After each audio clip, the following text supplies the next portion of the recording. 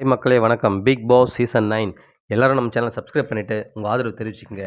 இப்போ பார்த்தீங்கன்னா லைவ் ஸ்ட்ரீமிங்கில் நேற்று நடந்த ஒரு இஷ்யூஸ் போயிட்டுருக்கு. அது என்னென்னு பார்த்தீங்கன்னா மறுபடியும் பார்வதி கமருதீன் 2 பேர் சண்டை போட்டுக்கிறாங்க. அதாவது டாஸ்கில் வந்து நான் உனக்காக விட்டு தரேன்டான்னு சொல்லிட்டு பார்வதி சொல்ல, நீ எனக்காக எதுவுமே விட்டு தரதில்ல, பொய் சொல்லாதன்றான் கமருதீன். உடனே இவங்க 2 பேருக்கு பேச்சு வாக்கில் சண்டை வருது. உடனே நீ இப்படி தான் பண்ணணும்னு சொல்லிட்டு கமருதீன் கோச்சிட்டு போயிடுறாரு. பார்வதி ஒரு பக்கம் போயிடுறாங்க. உடனே கமருதீன் போயிட்டு கனிகிட்ட எல்லாத்தையும் சொல்கிறாரு.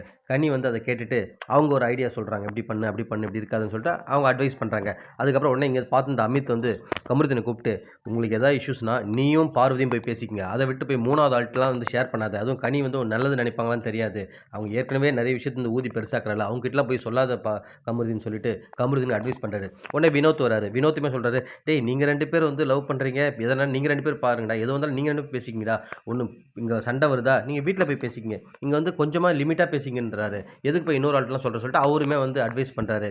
உடனே இல்லை நான் பெருசாக எதுவும் பேசிக்கலன்ற மாதிரி சொல்கிறாரு.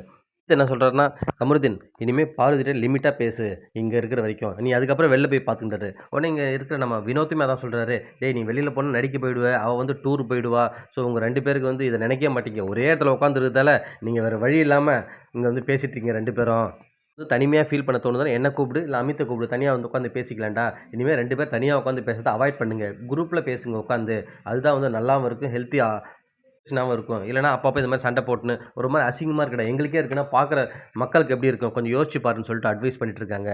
கமருதீன் வந்து டென்ஷனாக தான் இருக்காரு, பார்வதி அந்த பக்கம் கொஞ்சம் டென்ஷனாக தான் இருக்காங்க. பாப்பா மக்களே இப்படியே போதா என்னன்னு சொல்லிட்டு அடுத்த வீடியோவில் உங்களை சந்திக்கிறேன். நன்றி.